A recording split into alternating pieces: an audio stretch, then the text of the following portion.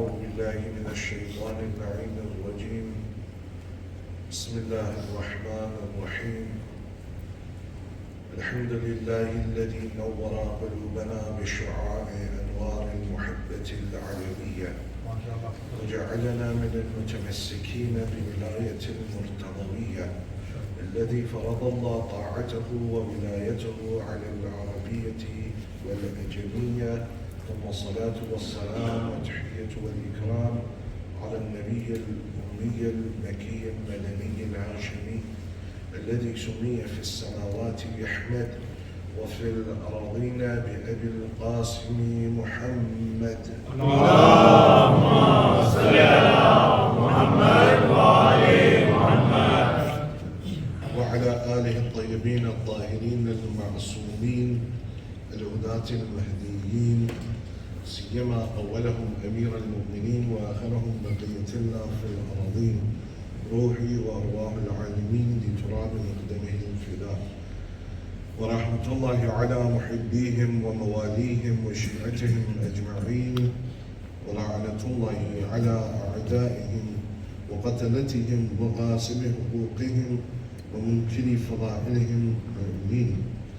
أما بعد, for the happiness of Hazrat Zahra Marziyah, for the enlightenment of the graves of Yawm al-Rumeen, of the graves of the Shahadat, Ulama and Siddiqeen, for the safety of the followers of Ahl al-Bayt around the world, and for the safety and the hastening of the reappearance of Hazrat Baqiyatullah al-A'zam Arwahun al-Fida, please recite your loudest salawat. Allahumma salli ala Muhammad wa ali Muhammad. All praise due to Allah subhanahu wa ta'ala, one who is Rahman and one who is Rahim. We have gathered in order to commemorate the life of that lady whom the narration says that Zainab, and where is the example of Zainab? In the same way that the narration said that Khadija, where is the example of Khadija? I was thinking earlier that how is it that we introduce this lady? What fada'il of Zainab alayha salam do we recite? Because if you look at her name, her very name is a fadila in itself. The one that is known as Zainab, the zinat of her father, and her father is Zainus Samawati wal Ard. Then what can one say about her? There's a very interesting statement made by a Sunni alim in regards to Hazrat Zahra. His name is Ahmed Khalil Jum'ah. He says, what is it that I can say about Fatima, about the greatness of Fatima? He says, I can only summarize Fatima al-Zahra in one line, كانت مرآة لأبيها. She is a mirror of her father. And I thought this applies exactly to Zainab alayha salam. That what is the greatest fadila of Zainab? What is the best description of Zainab? Zainab كانت مرآة لأبيها. Zainab is a mirror of her father Ali. There's no greater fadilat of Zainab alayha salam that when she speaks they thought it was Ali speaking. Zainab alayha salam, her maqam. If we want to look at her levels of ma'rifah, then one looks at the way she handles the whole tragedy of Karbala. This lady, unfortunately, much of her is hidden in history. Her life prior to Karbala, her life post Karbala. We don't know much about Sayyidah Zainab before Karbala, except one or two narrations here and there. Done narration of Khutbah Fadakiyah, for example, or then that when she was in Kufa, she would teach some classes to the women of Kufa. After Karbala, we don't have much about her. Much of her life is in hijab, it's hidden.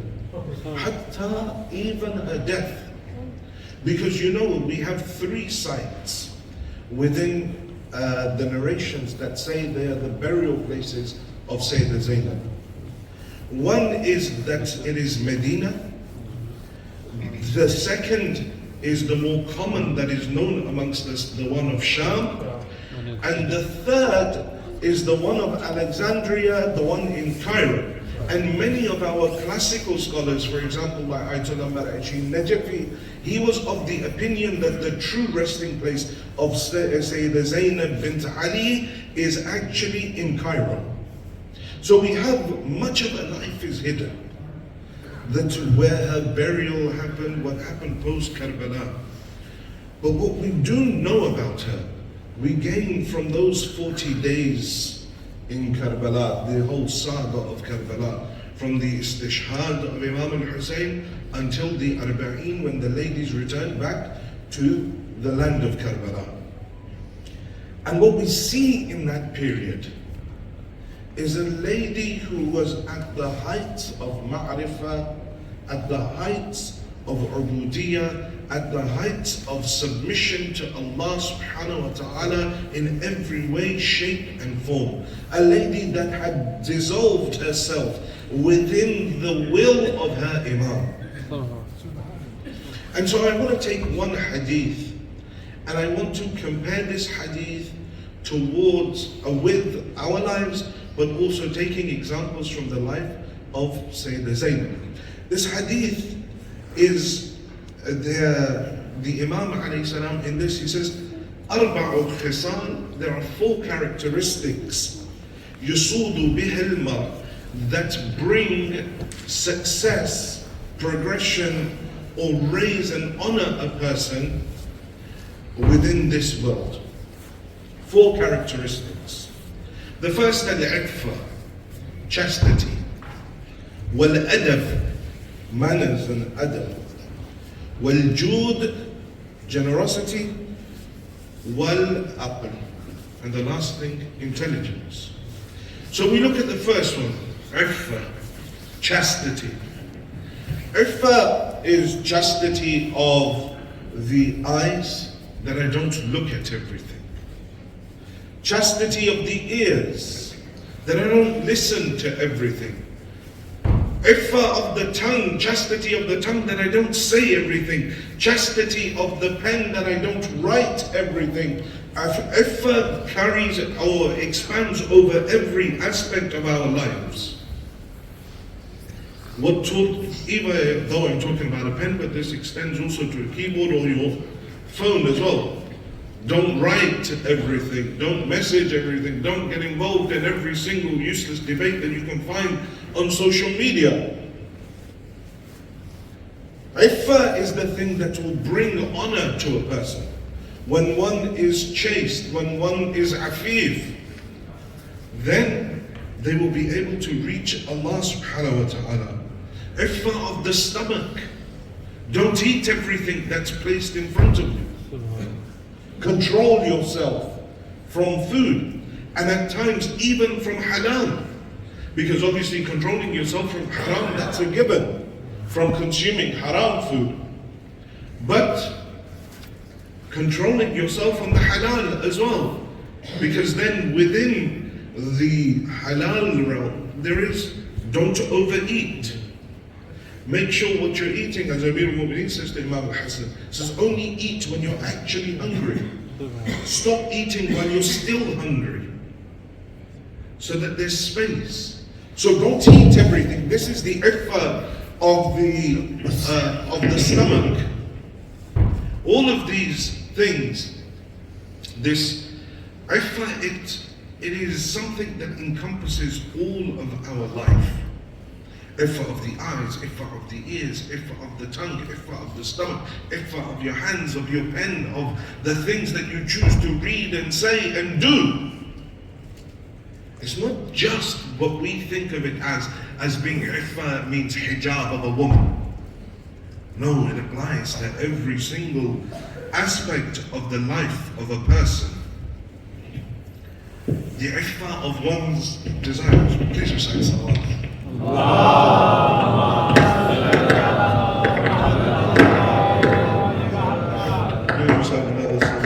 اللهم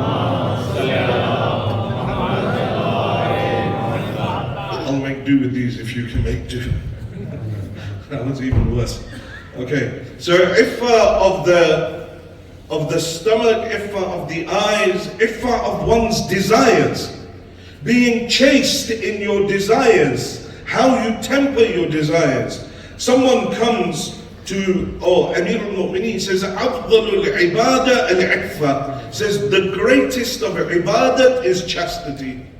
Of all of the ibadah, the greatest ibadat is the one of chastity. Someone comes to Imam al-Baqir alayhi salatu wa salam.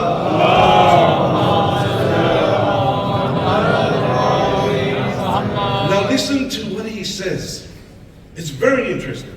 He says, he says, Ya Imam, inni dha'iful amal. I'm a person who's weak in my actions. وَقَلِيلُ الصَّلَاةِ وَقَلِيلُ الصَّوْمِ. And I don't pray much and I don't fast much. By praying much and fasting much, it doesn't mean that, I don't do my wajibat. He means I don't do any of the nawafil. I'm doing my wajibat, I'm doing the bare minimum. And I'm just fasting in Shahr Ramadan, I'm doing the bare minimum. Says, so I'm qalilul amal, qalilul salah. I only recite what is needed from me, no nawafil. وَقَلِيلُ صَوْمٍ, and I only fast when it's required from me. But, Imam, even though I do only the bare necessities, لَا آكَلُ إِلَّا الْحَلَالَ وَلَا أَنْكَحَ إِلَّا الْحَلَالَ. He says, but I only eat that which is halal, and I only temper my desires through roots of halal. Says, I don't do anything else. But I make sure that I eat halal and my desires are used in a halal way.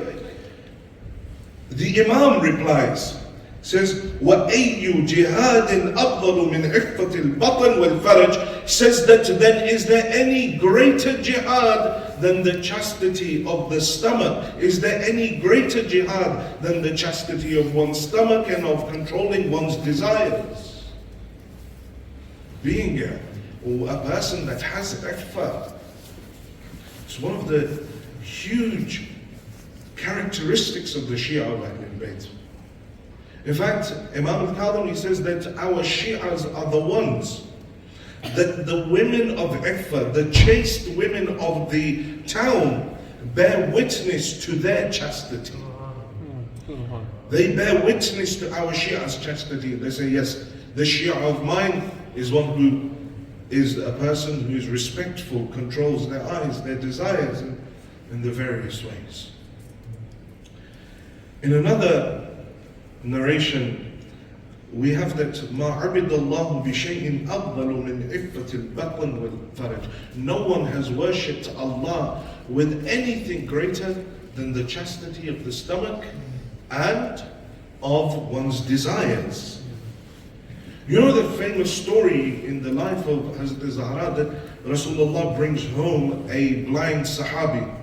Says, Zahra, can we come inside?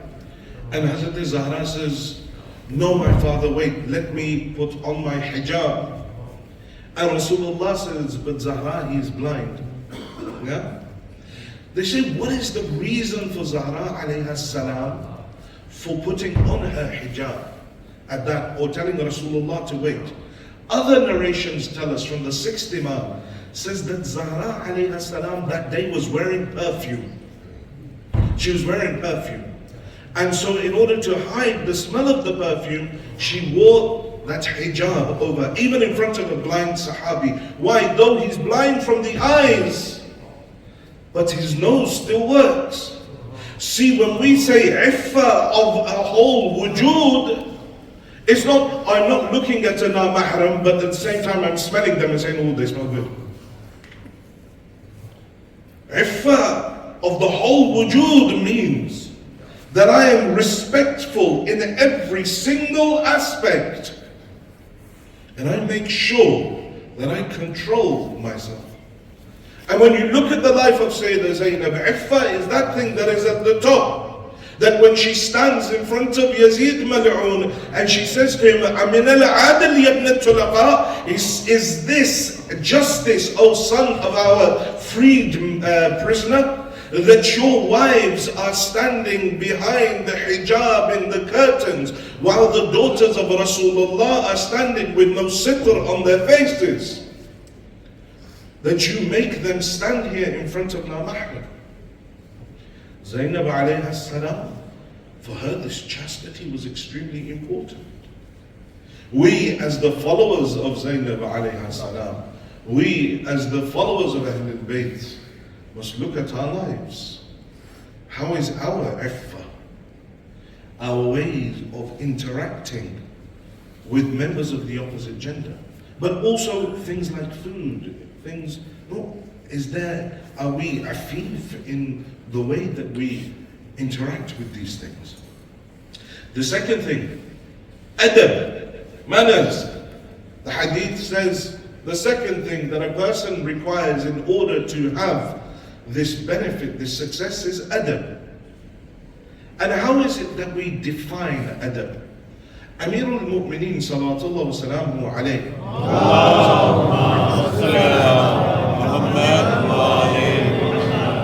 gives the most beautiful understanding of adab. The most beautiful understanding. If you understand this one point, then being mu'addab, having adab, won't be anything difficult for you. What does he say? He says, al-adabi an yaqif al-insan 'inda haddih. Says adab is that a man knows his boundaries and stays within his boundaries. Come on. Says that's what adab is.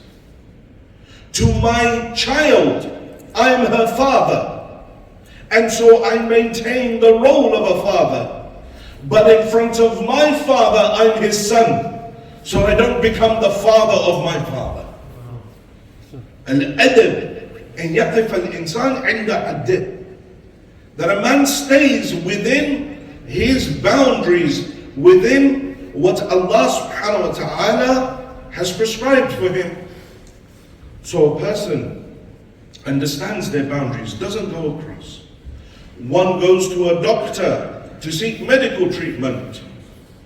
But now you don't go to a doctor who has not studied or gone to the hawza for Islamic knowledge. Although, everybody has an opinion on these two things anyway. Yeah? يَقِفَ الْإِنسَانِ عِنْدَ حَدِّهِ. That a man must stay within his hadd, must understand his boundaries and stay within that. Children don't know how to speak to their parents, parents don't know how to speak to their children. These lines of adab are being destroyed. That's the nature of this society anyway, that these boundaries are being pushed further and further, are being broken down. There is no longer any hudud, that I'll forget the hudud of Allah, but the hudud of common decency no longer exists. There's no boundaries. Now a man wants to be a woman wants to be a wife, husband wants to be the wife wants to be a husband, boy wants to be a girl wants to be a boy, some don't want to be anything. They're like we're non-binary, in the middle. There's no hudud. Al-adab an yaqif al-insan 'inda haddih. That adab is that a man understands his boundaries. A human being understands his boundaries and stays within that. But when these boundaries begin to get destroyed, then right now I want to, call myself a Korean chinchilla. No, it's okay. That's what you have to accept me as. Because this is what happens slowly but surely when you push boundaries. Then society enters into a state of degradation. Slowly but surely, morality begins to dissipate. And there is no moral fiber left within a society. Everyone has a had. No wonder Amirul Mu'mineen has some guests over in his home, a father and a son. Now who is Ali alayhi salam? He's Imam. At this time he is Khalifa of the Muslims, but he is also Khalifatullah, he is Asadullah, he is all of these things. But now when these people come to his home, and after they've eaten, it is a custom amongst the Arabs that they will bring water to wash the hands of a person. So Amir al-Mu'mineen goes up, he brings the jug, he goes to the father and wants to wash his hands. He says, no, Ya Imam, I can't allow you to wash my hands. Imam says, no, right now I'm your host and you are my guest. Right now I'm your host, you are my guest. Put your hands forward, let me wash them. So this man puts his hands forward. Then it comes to the time of the son. Amir al-Mu'mineen calls his son Muhammad Hanafiya. He says, come, wash the hands of this son. And then afterwards he explains. He says, if I had washed the hands of the father and the son would have thought himself to be upon the same maqam of the father. But there is a boundary, there is a difference. The respect of the father is different. In order to maintain the respect of the father, I washed his hands, but my son washed the hands of his son. Al-adab an yaqif al-insan 'inda haddih. The person understands their boundaries. One knows. One day, a beggar comes inside the masjid. He says, will someone help me? And they say, okay, look, they point over towards where Imam al-Hassan is sitting. So he goes over to Imam al-Hassan, says, please help me. Imam al-Hassan gives him 500 dirham. Then he sees a short distance from Imam al-Hassan, Imam al-Hussein is sitting. So he goes to Imam al-Hussein. Imam al-Hussein gives him 490 dirham. For what reason? Older brother's izzah. The izzat of the older brother. Why? Hadith said, the elder brother is at the maqam of your father. He holds the maqam and the position of your father. So Imam al-Hussein, in front of Imam al-Hassan, he would always walk behind him, never walk in front of him. When Imam al-Hassan was speaking, Imam al-Hussein wouldn't speak over him. And then a short distance away is Abdullah ibn Ja'far, the husband of Sayyidina Zainab, sitting there. So they go to him and he gives 480 dirham, less than both of them. But Imam al-Hussein, understanding the boundary, al-adab an yaqif al-insan 'inda haddih.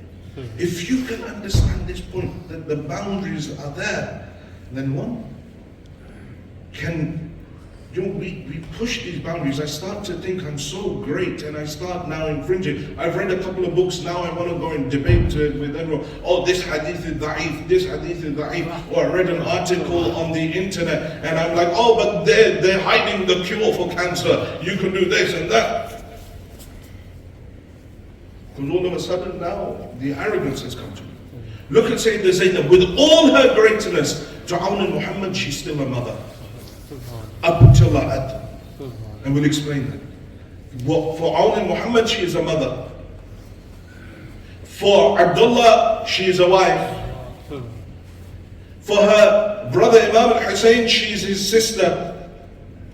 But then it changes. Now her brother and the position of an Imam is now leaving. Now that had of a wife is changed. She says, Abdullah, I need to go. The Awan al-Muhammad that are for her, that are her children, now they're sacrificed on the way of the Imam. Because the hudud are changing. Zainab understands. Situation is different. That Zainab, that was in hijab prior to Karbala, that Zainab, who the people that lived with next door said that for over 20 years I was a neighbor of Ali, I never once heard the voice of Zainab in Kubara. Now this same Zainab, when the situation changes, she's standing there giving khutbah. Subhanallah, Subhanallah. When there is a had, when the boundary changes, then one changes with it. Because the situation was different. And so Zainab alayhi salam adapted to that. Sajjad alayhi salam is her nephew. But yet upon the death of Imam al-Hussein, becomes her Imam. And so now she's going and asking him, you tell me, burn alive or go out? See, understanding one's position in respect to the relationships that exist. Understanding that position. The third aspect that allows a person to rise is al-jud, generosity. Generosity is that thing that the narration say, as-sakhi, the one that is generous, that is open-hearted. Qareebun min Allah, wa qareebun min al-jannah, wa ba'idun min al-nar. Says that the one that is sakhi is near to Allah, is near to Jannah, or wa qareebun min al-nas is close to the people, and far away from the fire of hell. But wal-bakhil, the miser, the one that doesn't like parting with his wealth, doesn't like, and remember, bukhl doesn't extend just to wealth or physical things, but time, advice, helping other people. This is all part of that jud and that, or if you're going to be a bakhil. It's not just with wealth. Says, wal-bakhil, the one that is a miser, ba'idun min Allah, is far from Allah. Ba'idun min al-nas, is far from the people. Ba'idun min al-jannah, is far from heaven. Wa qareebun min al-nar, but is near to the fire of hell. The one that doesn't give in the way of Allah, not just wealth. Not just wealth. And you look at the lives of Ahl al-Bayt alayhi salam. You know, one day a beggar comes into the masjid, says, is there anyone that can help me? And Rasulullah stands up and says, who will take this guest into their homes? And Amir al-Mu'mineen stands up. Says, I will take him, Ya Rasulullah. Everyone else stays quiet. Says, I will take him. So he comes to the house, he leaves the man outside, he goes inside. Says, Zahra, your father sent a guest to us. Do we have anything to give him? She says, Ya Ali, all we have is the food of the child. At this time it's only Imam al-Hasan. We for ourselves don't have any food, but we only have the food of Hassan that we left aside for Hassan to eat. But she said, but Ya Ali, Hassan alayhi salam will be okay for one night. Don't turn the guest away, bring him in. Bring him in. This is beyond Jud, fawqa Jud, above Jud. This is ithar, where one doesn't have enough for themselves, but they still give out of the love of Allah, in the way of Allah subhanahu wa ta'ala. And ithar is not wajib on everyone. Ithar is not something that everyone is capable of, because it requires sharh al-sadr. It requires a level of staunch belief in Allah subhanahu wa ta'ala, that you give your last bit of food, even though you're hungry, in the way of Allah for someone else. مشهودية على بيت الأخوة ومعدن الرسالة وننتظر صلوات. اللهم صل على محمد. The guest comes in the house, they sleep hungry. Where will you find this level of ithar? Except in this household. Guest comes in. Amir al-Mu'mineen comes the next morning towards the masjid. The Holy Prophet says to him, Ali, what did you do last night? He says, Ya Rasulullah, what do you mean? He says, an ayah came down. وَيُؤْثِرُونَ عَلَىٰ أَنفُسِهِمْ لَوْ كَانَ بِهِمْ خَصَاصَةٌ. He says that there are some people who do ithar even to their own detriment for the sake of Allah subhanahu wa ta'ala. He says, Ali, this ayah came down for you yesterday. What is it that you did? Ithar is the very nature of Al Muhammad. It's their nature. And Zainab alayhi salam learned this from them. She leaves Medina, leaves her home for the sake of her Imam. She gives her children for the sake of her Imam. Even from Karbala to Kufa, Kufa to Sham, Imam al-Sajjad says, at one point I saw that my aunt Zainab was no longer standing to pray. So I asked her, Auntie, why don't you stand and pray your salah? Said Sajjad, I have no strength left in my body. They give us such a small amount of food to eat that I give my food to the children. The ithar of Zainab alayhi salam. So the third characteristic is Jud. The fourth, al-aql. So as the person who wants success in the dunya must One's honor must utilize their aql, not emotion. Utilize their aql. Use your mind. Look at things logically. Someone falls ill, oh, he's got nazar. Or something happens, oh, we had black magic done on us. Oh, these things exist, of course. The Quran speaks about them. We're not denying that.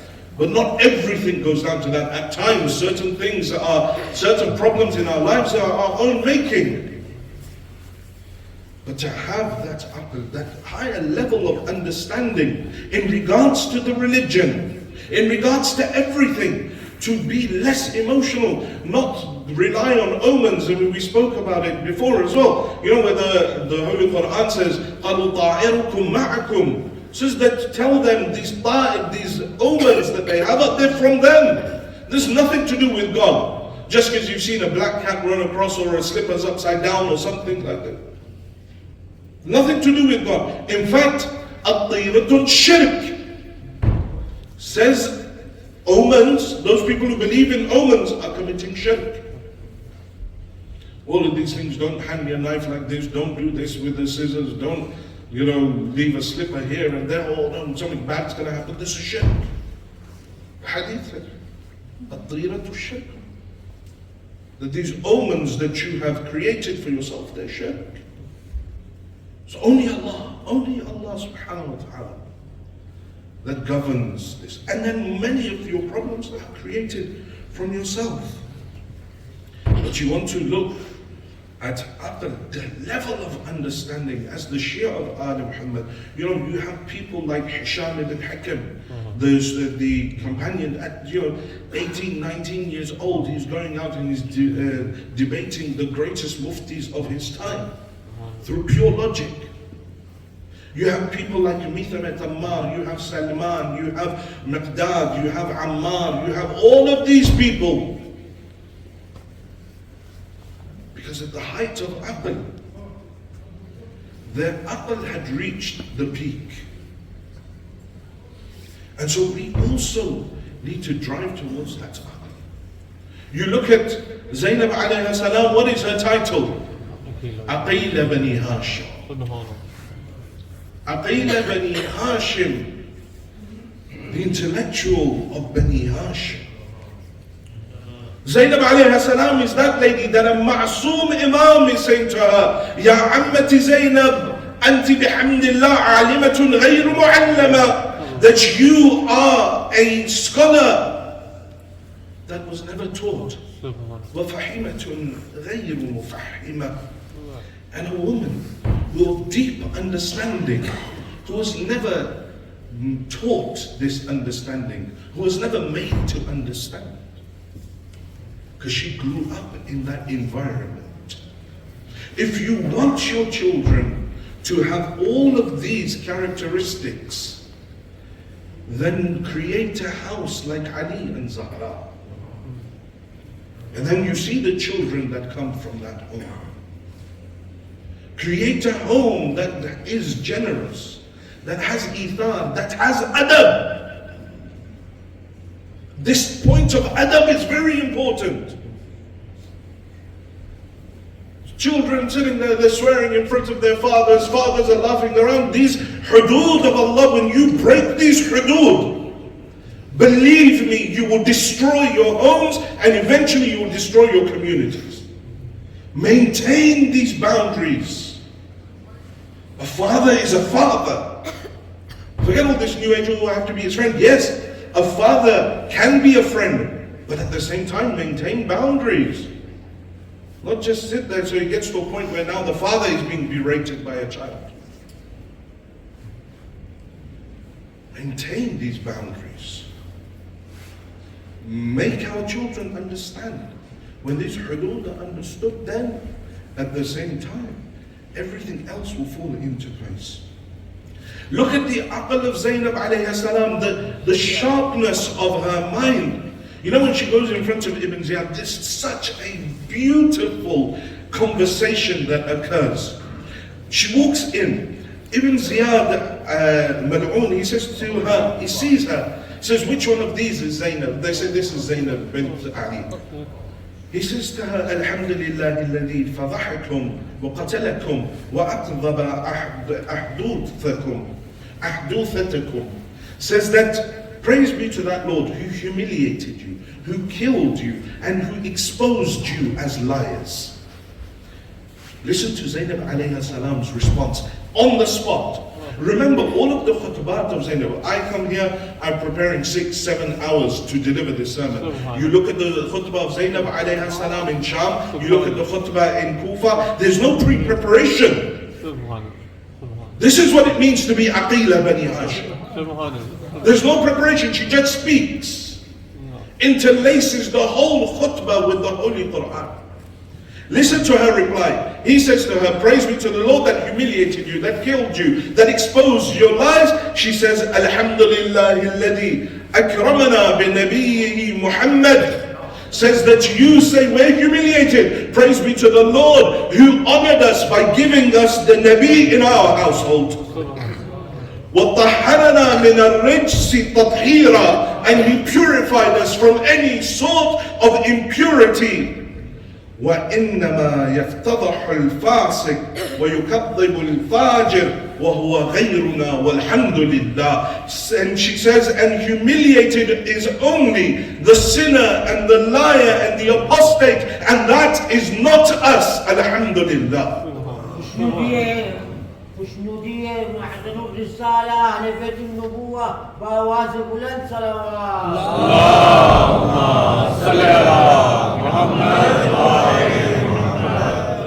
4 things, look at them in the life of Zainab alayhi salam. You want success in the dunya, then these 4 things you must have within your life. You want honor, you must have these 4 things. Al-Jud, Wal-Adab. Have these within your life. Aql, you need it within your life. Have that generosity. Have that adab. If one doesn't have these in their life, they can't progress. And so Zainab alayhi salam showed us this. The aql is that thing that drives a person forward. Adab is what drives a person forward. And you see in Karbala, the best of adab, the best of akhlaq, the best of aql is the one that is molded upon the best of creation, and that is Rasulullah. I've been asked in the musibah to do the dhikr of the musibah of that individual whom the Imam himself, when walking out behind him, said, "Oh Allah, bear witness, هذا القوم قد برز عليهم الغلام أشبه الناس خلقا وخلقا ومنطقا لرسولك." That he says, "Oh Allah, bear witness that they fight against that son of mine that resembles the Prophet of God in the way that he speaks, in his akhlaq, in the way that he acts and thinks. This Ali Akbar of mine." This death for Imam al-Hussein was very difficult. This is the first time in Karbala that Hussein alayhi salam fainted. To such an extent that they thought he had died. After all the ashab had been killed. And now it was the time for Bani Hashim. According to all our mu'tabar maqatil, the first to come was Ali Akbar in front of his father. In the case of all of the other shuhada, whenever they would come in order to ask for permission, the Imam would delay it. Would say, "No, not now. You don't need to go." When John came, he said, "No, not now, John, you need to." When Qasim comes, he delays him. But when his Ali Akbar comes, they say Abi Abdullah gave Ali Akbar permission straight away. But the Maqtal says one line, says Hussein gave Ali permission straight away, فَنَظَرَ آيِسٍ مِّنْهُ, but he looked towards his son with sorrow in his eyes. Tears began to flow from the eyes of Abi Abdullah. He said to him, إِلَيَّ إِلَيَّ أُوَدِّعُكَ وَتُوَدِّعُنِي أَشُمُّكَ وَتُشُمُّنِي. My son, come to me, bid me farewell, let me bid you farewell. Embrace me, let me embrace you. He prepares his son. Ali Akbar rides upon his horse. Ali rides out towards the battlefield. He hears someone running behind him, falling, stumbling. Ali Akbar stops to turn around. He sees his elderly father holding on to his beard, calling out, Mahlan, Mahla, ya bunayya. Slowly, slowly, oh my son. Ali rides out. Hussein holds his beard. Oh Allah, bear witness. These people fight against this son of mine.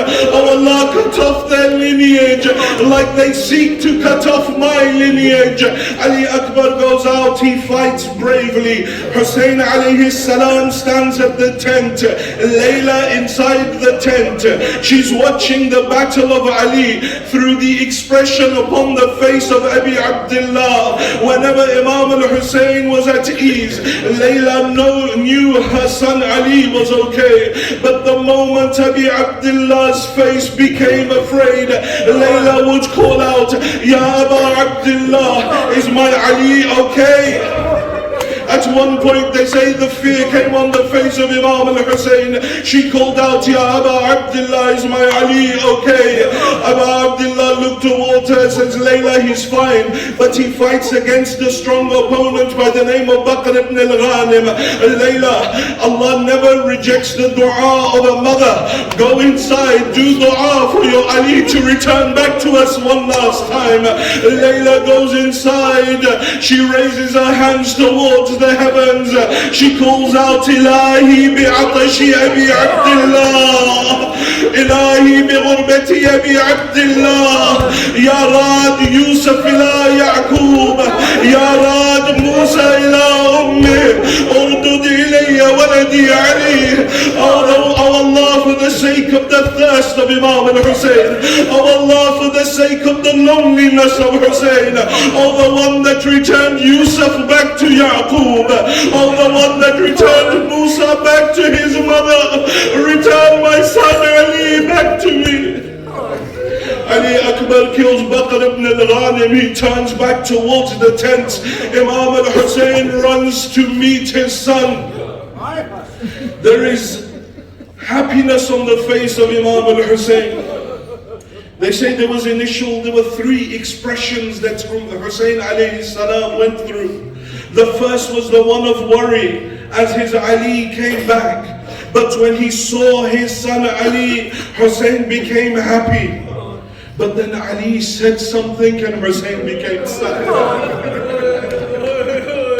And he rode towards his father. He says to him, Abata, Abata, العطش قد قتلني والثقل الحديد قد أجأدني هل لي شربة الماء من السبيل.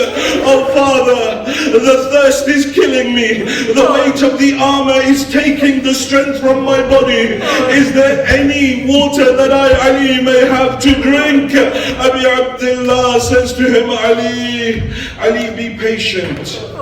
For soon you will be drinking from that pool, after which there is no thirst. Soon you will be drinking from that water, after which there will be no thirst. Ali, be patient. Ali, one last time, go see your mother.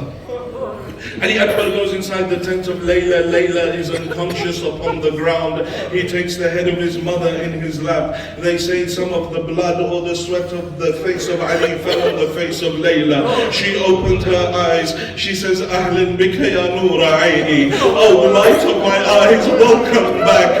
He says to her, Ya Umma, ma hadha al-jaza wa ma hadha al-buka. Mother, what is this wailing? What is this crying?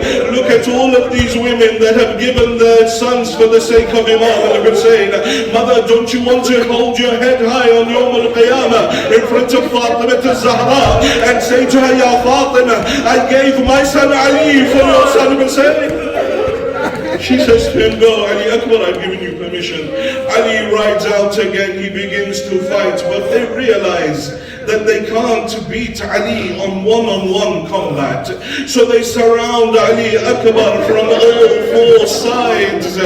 Now one man from behind Ali throws a spear that pierces the back of Ali. He throws him forward on his horse. Another man strikes the head of Ali Akbar with a sword. It breaks open the head of Ali. They say Ali Akbar laid down with his arms around the neck of the horse, willing the horse back to the tents, but the blood from the head of Ali went inside the eye of the horse. The horse, not knowing which way to go, turned and went in towards the enemies. Now whoever had an arrow fired an arrow, whoever had a spear fired through a spear, whoever had a sword struck the body of Ali with a sword. The Maqtal explains it in one line, فَقَدْتَعُوهُ بِسُيُوفِهِمْ إِرْبًا إِرْبًا. They mutilated the body of Ali Akbar. Ali can't stay upon the horse any longer. He falls to the ground. Ya abata alayka minni salam. Hussein falls to the ground. He tries to make his way towards his Ali Akbar. Some say Hussein ran and fell. Some say Hussein crawled. Others say Hussein rode his horse and fell to the ground. But all of the riwayat end in the same way. They say Ali Akbar was on the ground. Hussein came towards his son. His soul had left his body. They say Hussein threw himself upon the body of Ali Akbar. He wiped away the dirt from the cheeks of Ali. He wiped away the blood from the teeth of Ali. He placed his cheek on the cheek of his son Ali Akbar. He called out, "Ala dunya ba'dika al-afar." Oh Ali Akbar, what pleasure is there left in this dunya after you? لقد استرحت من هم الدنيا وغمها وأبوك وحيدا فريدا. Ali, you've left your father all alone in this world to face its sorrows. Hussein falls quiet, unconscious upon the body. Who is there that will give Hussein solace? Who is there that will give Hussein ease? The Maqtal of Sayyid ibn Tawus Lahuf says that as Hussein fainted, we thought Hussein had died. We thought Hussein had died on the body of his son. There was none to go near him. The army of Yazid stood around clapping and laughing at Abi Abdullah. They say that the tent raised and a woman dressed in black came running. This is the night of the Shahadat of Zainab. Zainab is not just Sharika to Hussein, but Zainab is the backbone of Hussein as well. Hussein lies unconscious at the body of Ali Akbar. Zainab comes running towards him. She says, "Oh my Hussein, oh my Akbar. Hussein, Zainab is here. Zainab will give you condolences for your Ali." Hearing the voice of Zainab, Hussein opens his eyes, says, Zainab, not while I'm alive. He takes his sister back towards the tent. لا لعنة الله على القوم الظالمين وسيعلم الذين أين البلد ينقلبون إنا لله وإنا إليه راجعون. We pray to Allah subhanahu wa ta'ala to forgive our sins. Pray to Allah subhanahu wa ta'ala to forgive the sins of our parents. Oh Allah, those of our parents that are alive, give them long lives. Those of our parents that have left this world, give them place next to Ali Muhammad in Jannah. Oh Allah, those who are ill, give them shifa'ah. Those who are in debt, clear their debts. those in education, make them successful. Ya Allah, give us tawfiq to go on the ziyarat of Imam Hussainia and the ziyarat of the IMI and Sayyida Zainab this year and every year. Ya Allah, give us tawfiq for Hajj and Umrah this year and every year. Ya Allah, hasten the reappearance of the Imam of our time and allow us to be amongst his true muqtadireen for the acceptance of these du'as and the illumination of the graves of the marhumeen, especially the marhumeen of tonight's sponsors. Please recite 3 of your loudest salawat ala Muhammad wa ala Muhammad.